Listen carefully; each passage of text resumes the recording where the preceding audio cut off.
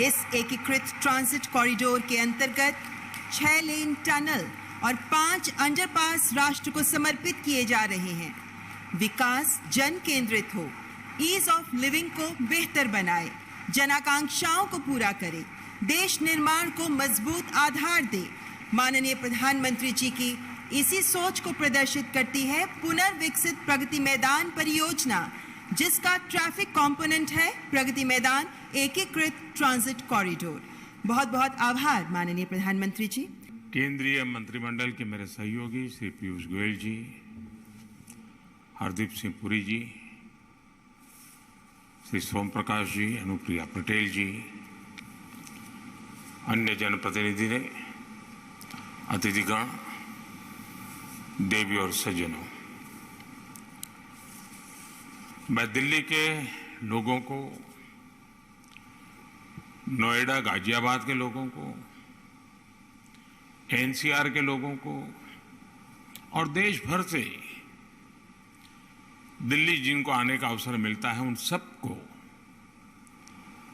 बहुत बहुत बधाई देता हूं।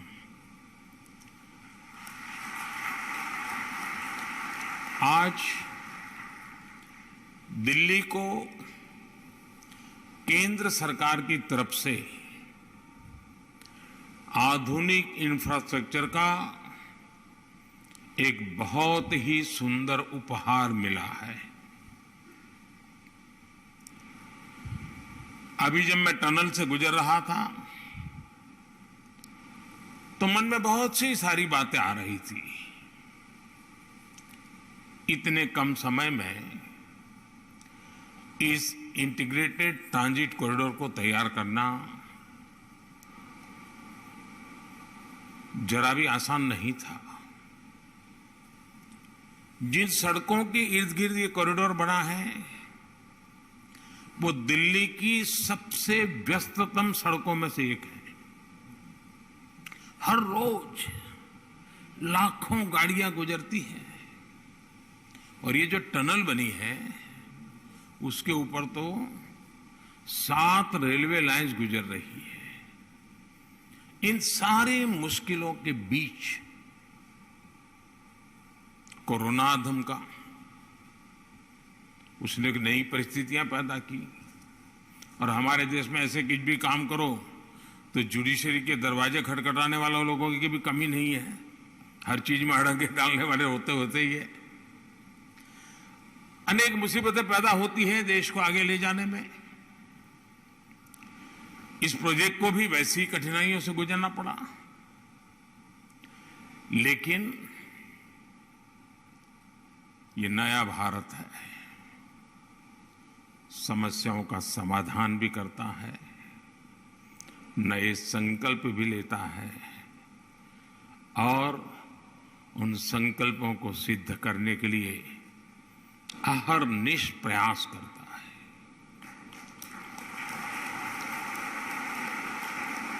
ये हमारे इंजीनियर्स, हमारे श्रमिक, मैं इन सबको भी बहुत बधाई देता हूं।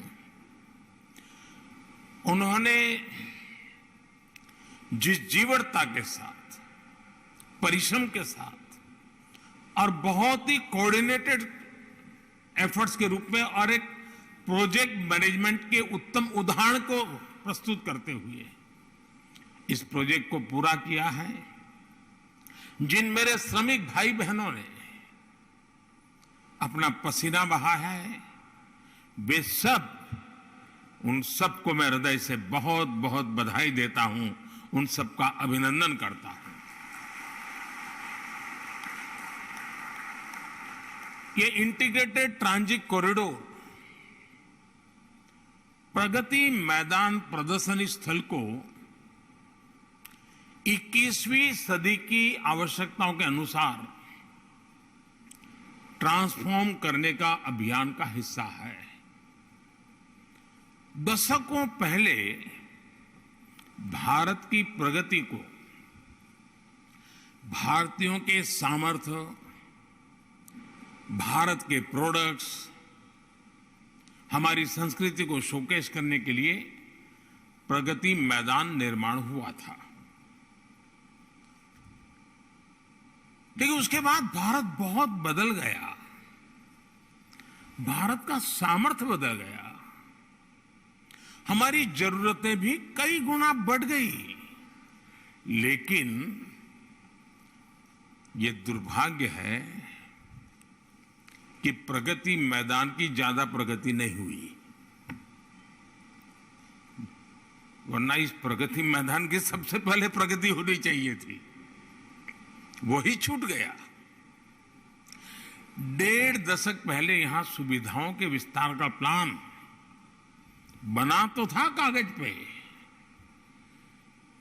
और एक फैशन तो होती है, घोषणा करो, कागज पे दिखा दो, दिया जला दो, फीता काट दो, अखबारों में हेडलाइन ले लो और आप अपने काम पर, मैं मेरे काम पर, यही चलता रहा।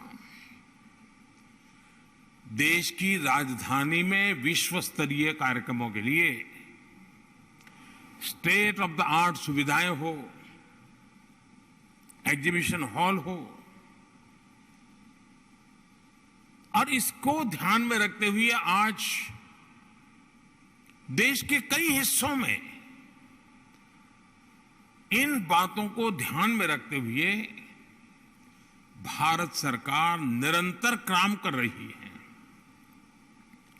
हमारे इस दिल्ली में ही द्वारका में बन रहा international convention and expo centre और प्रगति मैदान में रीडेवलपमेंट प्रोजेक्ट, ये अपने आप में एक उदाहरण बनने वाले हैं। पिछले वर्ष मुझे यहां 4 प्रदर्शनी हॉल के उद्घाटन करने का अवसर मिला था, और आज कनेक्टिविटी की इस आधुनिक सुविधा को लोकार्पण हुआ है। केंद्र सरकार द्वारा कराए जा रहे आधुनिक निर्माण देश की राजधानी की तस्वीर बदल रहे हैं और उसे आधुनिक बना रहे हैं। और ये तस्वीर बदलने के लिए सिर्फ नहीं है, ये तस्वीर इसलिए बदली जा रही है, वो तकदीर बदलने का भी एक माध्यम हो सकती है।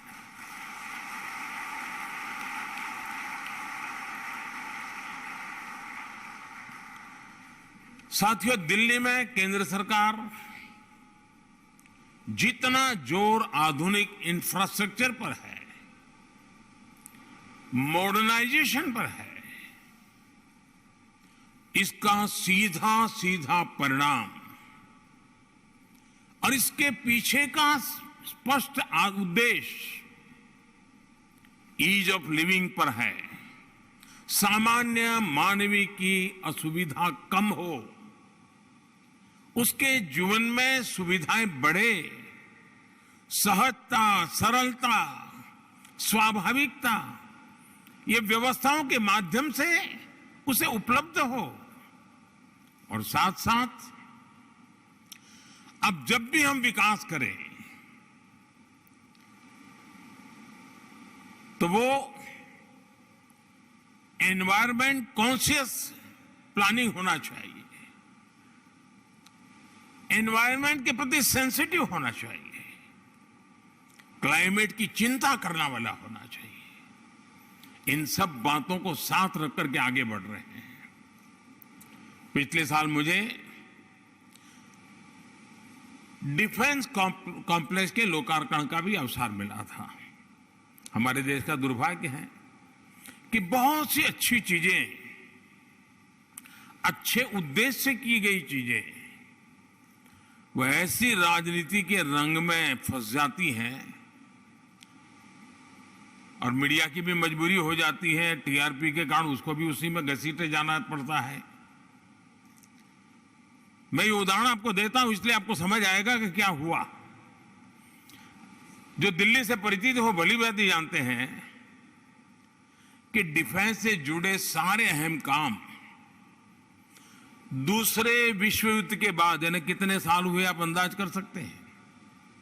हमारे यहां राष्ट्रपति भवन के उस इलाके में कुछ हटमेंट्स बने हुए थे, छोटी छोटी झोपड़ी जैसा लगता था, आपने देखा होगा।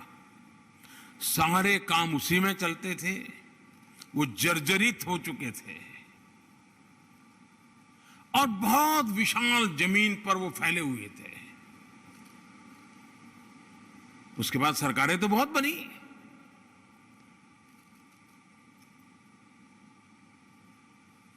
क्या हुआ आपको मालूम है, मैं कहना नहीं चाहता हूं। हमारी सरकार ने केजी मार्ग और अफ्रीका एवेन्यू में इको फ्रेंडली इमारतें बनाई, और ये जो झुग्गी झोपड़ी जैसी अवस्था में डिफेंस का काम 80 साल तक चला, अब वहां से उसको उठा करके एक अच्छे एनवायरनमेंट में फौज के लिए व्यवस्था खड़ी की हमने। ये दशकों पुराने ऑफिस करने की वजह से एक तो उनको ऐसा एनवायरनमेंट मिला है, फौज के लोगों को काम करने की जो सुविधा मिली है, आधुनिक टेक्नोलॉजी का उपयोग करने के लिए जिस प्रकार के इंफ्रास्ट्रक्चर की आवश्यकता होती है, उन सारी बातों को ध्यान में रखते हुए उसको बनाया है और पूरा कंस्ट्रक्शन इको फ्रेंडली किया गया है। और इधर क्या परिणाम हुआ, ये सारी ऑफिस वहां उनके अगर वर्किंग एनवायरनमेंट अच्छा होता है तो आउटकम भी बहुत रहता है। लेकिन ये ऑफिस शिफ्ट करने की वजह से कई एकड़ भूमि, इतनी बड़ी मूल्यवान भूमि ये फ्री हो गई, और जिसमें लोगों के लिए सहूलियत के काम भी चल रहे हैं। मुझे खुशी है कि सेंट्रल विस्टा और देश की नई पार्लियामेंट का बिल्डिंग भी आज तेज गति से चल रहा है। आने वाले दिनों में भारत की राजधानी की चर्चा होगी, हर हिंदुस्तानी इस बात को गर्व के साथ कहेगा, ये मेरा पक्का विश्वास है।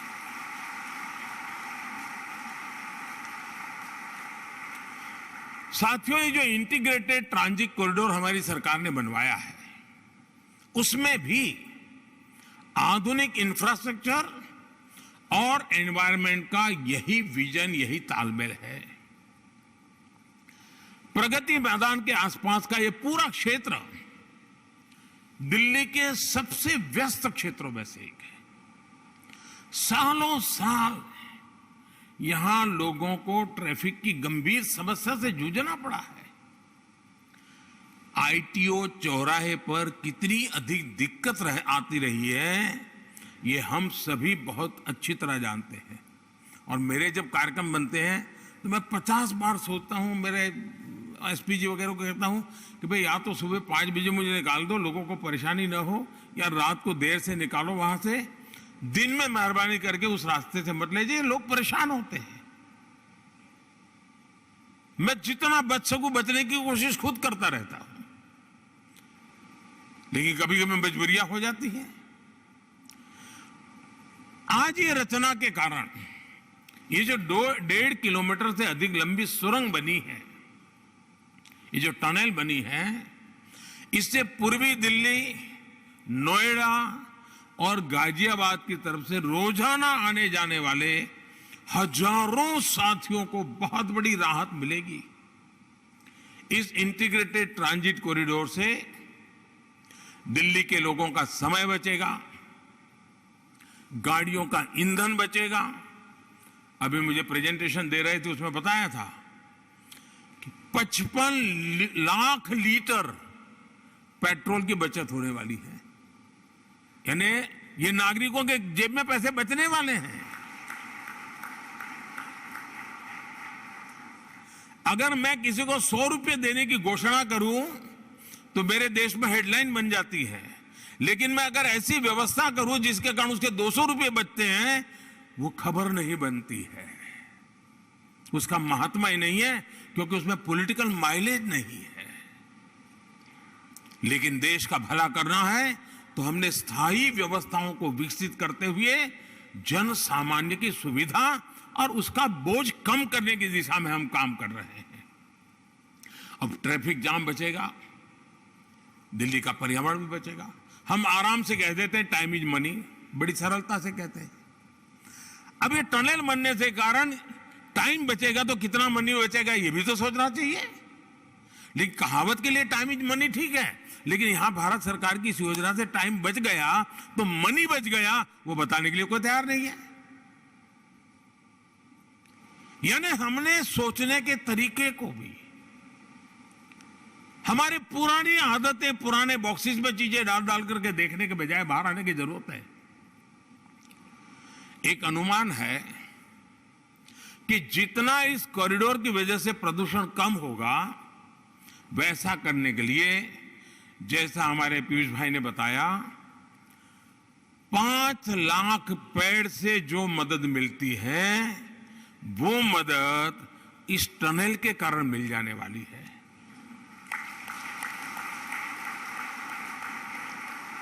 इसका मतलब ये नहीं कि पेड़ लगाना नहीं है। और मुझे खुशी हुई कि इस प्रोजेक्ट के साथ पेड़ लगाने का कार्यक्रम भी हुआ यमुना के तट पर, और वो भी काम पूरा किया ना, डबल बेनिफिट ले लिया है। हमारी सरकार नए पेड़ लगाने के साथ ही जिन वजहों से प्रदूषण बढ़ता है, उसमें से कितनी कमी कर सकते हैं, टेक्नोलॉजी का उपयोग करके कैसे कर सकते हैं, उस दिशा में काम कर रहे हैं। अभी हाल ही में भारत ने पेट्रोल में 10% इथेनॉल की ब्लेंडिंग के लक्ष्य को प्राप्त किया है। ये बहुत बड़ा अचीवमेंट है जी। भारत की रिक्वायरमेंट का 10% इथेनॉल, गन्ने से बना हुआ, वेस्टेज में से बना हुआ इथेनॉल आज हमारी गाड़ियां दौड़ा रहा है, हमारी गति को ताकत दे रहा है। और ये भी काम हमने, हमारा जो टारगेटेड टाइमिंग था उससे भी पहले कर दिया, कई महीने पहले पूरा कर दिया। पेट्रोल में इथेनॉल ब्लेंडिंग का यह अभियान हमारे प्रदूषण कम करता है, हमारे किसान की आय को भी मदद करता है, क्योंकि उसका जो वेस्ट है वो यहां से बेस्ट उपयोग में आ रहा है। साथियों, दिल्ली एनसीआर की समस्याओं के समाधान के लिए बीते 8 सालों में हमने अभूतपूर्व कदम उठाए हैं। बीते 8 सालों में दिल्ली एनसीआर में मेट्रो सेवा का दायरा 193 किलोमीटर से करीब 400 किलोमीटर तक पहुंच चुका है, डबल से भी ज्यादा।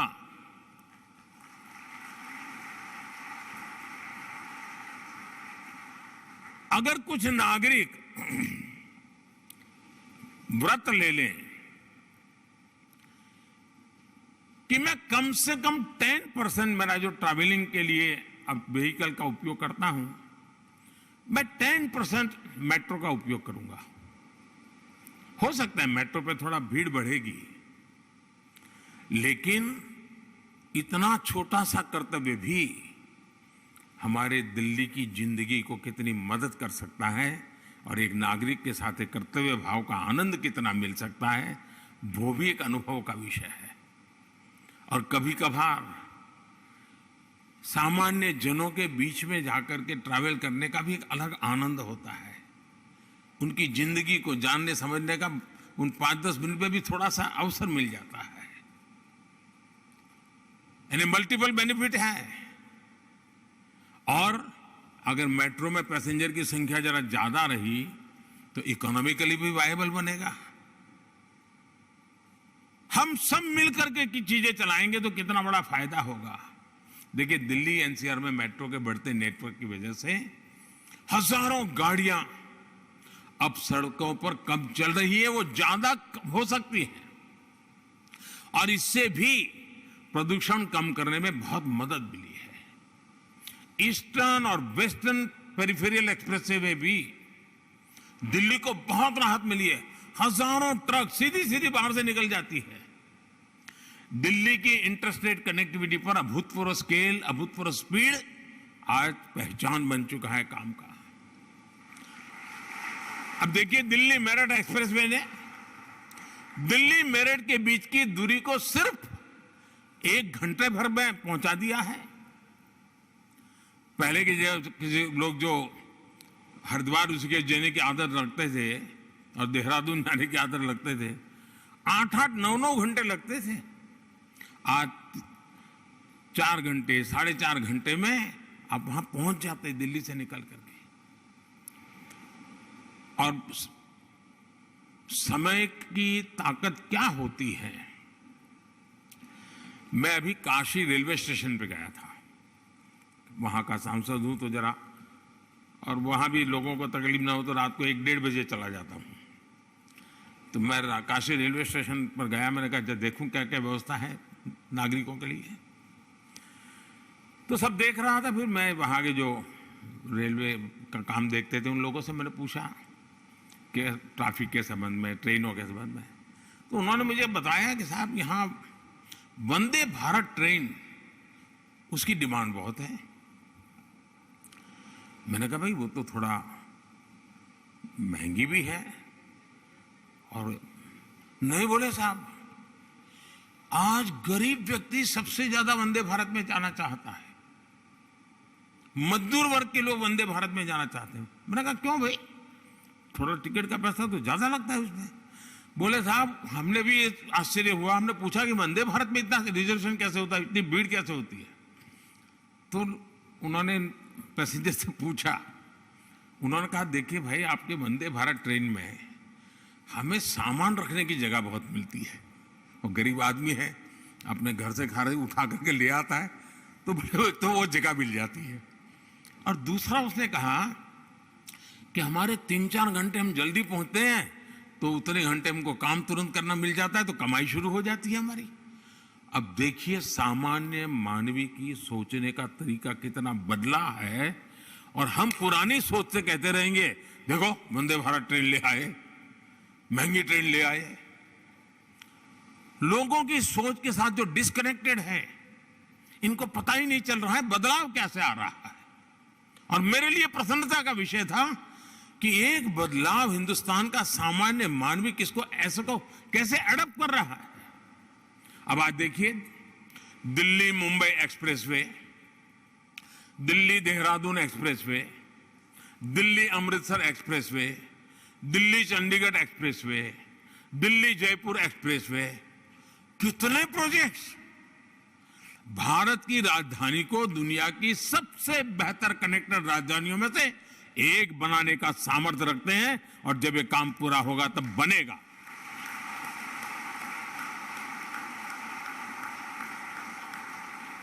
देश का पहला और स्वदेशी टेक्निक से बना रैपिड रेल सिस्टम भी दिल्ली से मेरठ के बीच तेजी से बन रहा है।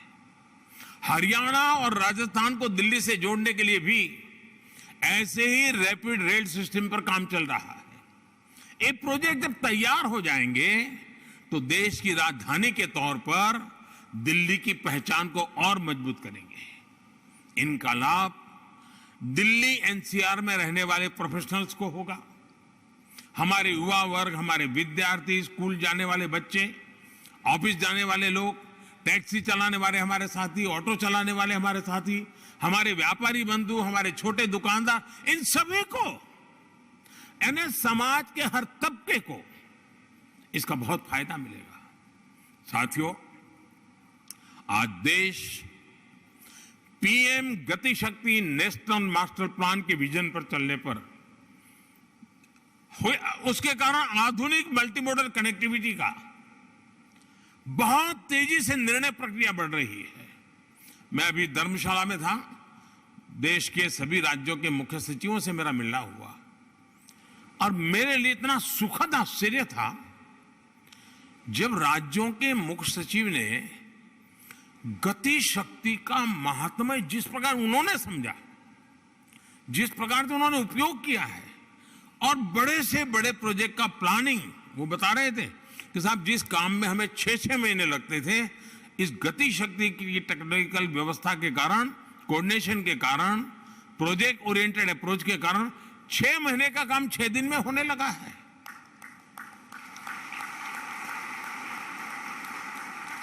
गति शक्ति मास्टर प्लान सबको साथ लेकर, सबको विश्वास में लेकर और सबका प्रयास का ही एक बहुत बड़ा उत्तम माध्यम बन चुका है। कोई प्रोजेक्ट लटके नहीं, सारे डिपार्टमेंट तालमेल से काम करें, हर विभाग को एक दूसरे की पूरी जानकारी हो, अल्टीमेट क्या होने वाला है इसका सबको पता हो। इस सोच को लेकर के गति शक्ति का निर्माण हुआ है। सबका प्रयास की ये भावना अर्बन डेवलपमेंट के लिए भी बहुत महत्वपूर्ण है। आजादी के अमृत काल में देश के मेट्रो शहरों के दायरे का विस्तार करना, टियर 2, टियर 3 शहरों में बेहतर प्लानिंग के साथ काम करना आवश्यक हो गया है। आने वाले 25 साल में भारत के तेज विकास के लिए हमें शहरों को ग्रीन, क्लीन और फ्रेंडली बनाना पड़ेगा। काम की जगह और निवास जितना नजदीक हो सके, मास ट्रांजिट नेटवर्क के आसपास हो सके, ये हमारे प्लानिंग की प्राथमिकता आवश्यक है। पहली बार अर्बन प्लानिंग को कोई सरकार इतने बड़े स्तर पर महत्व दे रही है और हम मान के चले अर्बनाइजेशन को कोई रोक नहीं पाएगा। अब अर्बनाइजेशन को मुसीबत मानने के बजाय अर्बनाइजेशन को एक अवसर मान करके हम प्लानिंग करेंगे तो देश की ताकत को अनेक गुना बढ़ाने का सामर्थ्य उसमें पड़ा हुआ है। और हमारा फोकस यही है कि हम अर्बनाइजेशन को अवसर माने, एडवांस में प्लानिंग शुरू करें। साथियों, शहरी गरीबों से लेकर के शहरी मिडिल क्लास तक हर किसी के लिए बेहतर सुविधाएं देने पर आज तेज गति से काम हो रहा है। बीते 8 साल में 1,70,00,000 से ज्यादा शहरी गरीबों को पक्के घर देना सुनिश्चित हुआ है। मध्यम वर्ग के लाखों परिवारों को भी उनके घर के लिए मदद की गई है। शहरों में अगर आधुनिक पब्लिक ट्रांसपोर्ट पर फोकस किया जा रहा है तो सीएनजी आधारित मोबिलिटी, इलेक्ट्रिक मोबिलिटी के इंफ्रास्ट्रक्चर भी उतना ही अधिक फोकस कर रहे हैं। केंद्र सरकार ने एफएमई फेम योजना इसका उत्तम उदाहरण है। इस योजना के तहत दिल्ली सहित देश के दर्जनों शहर में नई इलेक्ट्रिक बसों का फ्लीट तैयार किया जा रहा है। कुछ दिन पहले ही दिल्ली में भी इस योजना के तहत कुछ नई बसें चलनी शुरू हुई हैं। ये गरीब और मिडिल क्लास दोनों को सुविधा भी देने वाली है और प्रदूषण की समस्या को भी कम करेगी। देशवासियों के जीवन को आसान बनाने का यह संकल्प ऐसे ही मजबूत होता रहे। और मैं अभी टनल को देखने के लिए मेरे लिए खुली जीप की व्यवस्था की गई थी, तो मैं भी नियम कानून डिसिप्लिन के कारण थोड़ी देर तो जीप में चला, लेकिन बाद में उतर गया। और यहां आने में जो 10-15 मिनट देरी हुई उसका कारण भी यही है। फिर मैं पैदल चलने लगा। पैदल इसलिए मैं चला, साइड में जो आर्टवर्क हुआ है उसको चाव से देखने के मेरा मन कर गया। एक एक चीज में देखता चला गया। मैं कह सकता हूं, पीयूष जी ने तो वर्णन किया, ये ऋतुओं का उसमें है। ये ठीक है, जब हम चर्चा कर रहे थे तब बातें बताई थी, लेकिन चर्चा के समय हमने जितनी बातें बताई थी मुझे यहां उसमें भी वैल्यू एडिशन लगा, नयापन लगा, अच्छा लगा। एक जो मैं अंदर टनल देख करके आया तो मैं कह सकता हूं ये एक भारत श्रेष्ठ भारत का उत्तम एजुकेशन सेंटर है।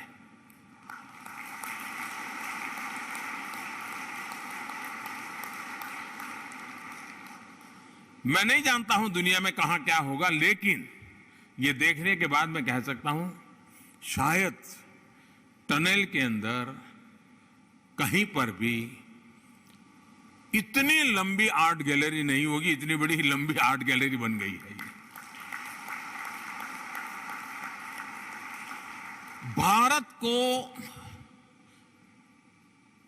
सरसरी नजर से अगर समझना है, उसकी विविधताओं को,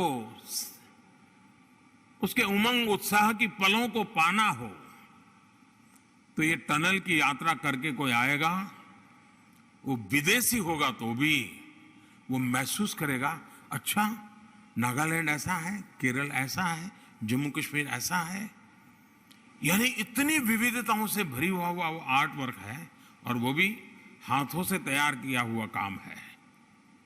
ये सब देखने के बाद मैंने जो भाषण दिया अब तक, उससे मैं थोड़ा विपरीत सुझाव देना चाहता हूं। मैं नहीं जानता हूं एक्सपर्ट लोग मेरे इस सुझाव को कैसा लेंगे, मेरा सुझाव है, वैसे भी संडे को थोड़ा ट्रैफिक कम होता है, क्या संडे 4-6 घंटे जो टनल जिस काम के लिए बनी है उसके बजाय उल्टा काम करने के लिए मैं सुझाव दे रहा हूं।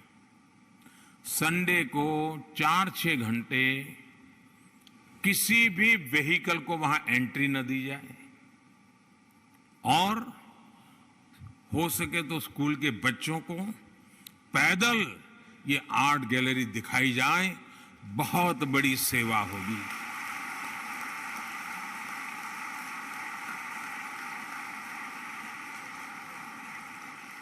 और मैं तो कहूंगा विदेश मंत्रालय को कि सबसे पहले यहां जो एम्बेसडर्स हैं, उनके मिशंस हैं, सारे मिशन के लोगों को ले जाइए और उस टनल में पदयात्रा कराइए।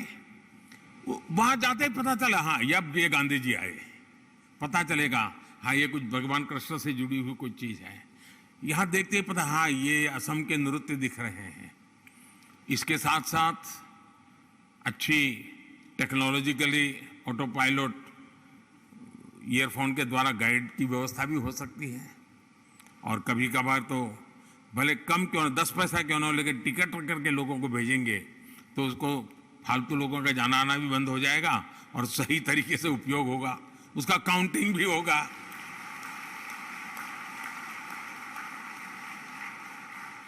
मैं सच बताता हूं दोस्तों, शायद मुझे सौभाग्य नहीं मिलता, क्योंकि एक बार शुरू हो जाता तो कोई मुझे उतरने भी नहीं देता, लेकिन आज वो खाली था तो मैं पैदल टहल करके आ गया। वाकई जिनको आर्ट में रुचि है, आर्ट के माध्यम से चीजों को समझने की रुचि है, उनके लिए उत्तम अवसर दिल्ली के सीने पर तैयार हुआ है जी। कुछ प्लान किया जाए, इसका विशेष। और दुनिया में, मैं जब गुजरात में था तो मैंने कुछ दिन एक प्रयोग किया था, लंबा तो मेरा नहीं चला।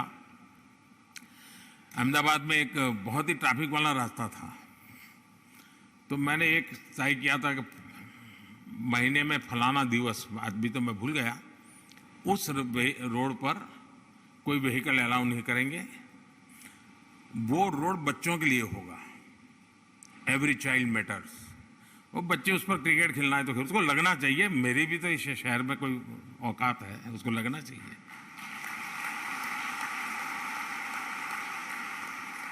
कुछ दिन उसका बहुत ही आकर्षण हुआ था। जो रोड भरा भरा रहता था, वो बच्चों को खेलने का मौका मिले उनके, तो उनका मन भर जाता है। मैं मानता हूं सप्ताह में एक दिन जब ट्रैफिक कम होता है, हो सकता है संडे मिल जाए, 4-6 घंटे इसको प्योरली पैदल चलने के लिए एक बड़े अभियान के रूप में चलाया जाए। और वीआईपी लोग पैदल चले। मैं तो कहूंगा जब पार्लियामेंट शुरू होगी तो मैं सब एमपीज को कहूंगा कि परिवार के साथ अगर ये योजना बनती है तो जरा पैदल टहल करके आ जाइए। और इसकी शुरुआत करनी है तो जो आर्ट क्रिटिक राइटर्स होते हैं, मीडिया के आर्ट क्रिटिक जो राइटर्स होते हैं, उनको एक दिन स्पेशल कार्यक्रम करके ले जाइए। मैं पक्का मानता हूं वो कुछ तो अच्छा लिखेंगे ही लिखेंगे।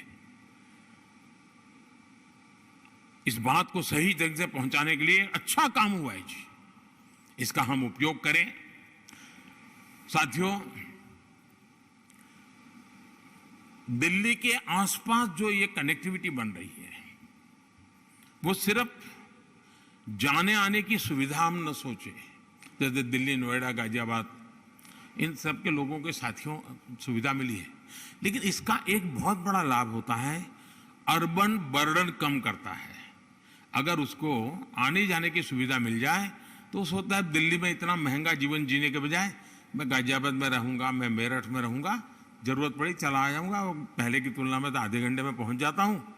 यानी दिल्ली का बर्डन कम करने का सबसे बड़ा काम ये जो कनेक्टिविटी दी जा रही है और जिसके पीछे भारत सरकार इतना धन खर्च कर रही है, वो दिल्ली के बोझ को कम करने का बहुत बड़ा काम कर रही है।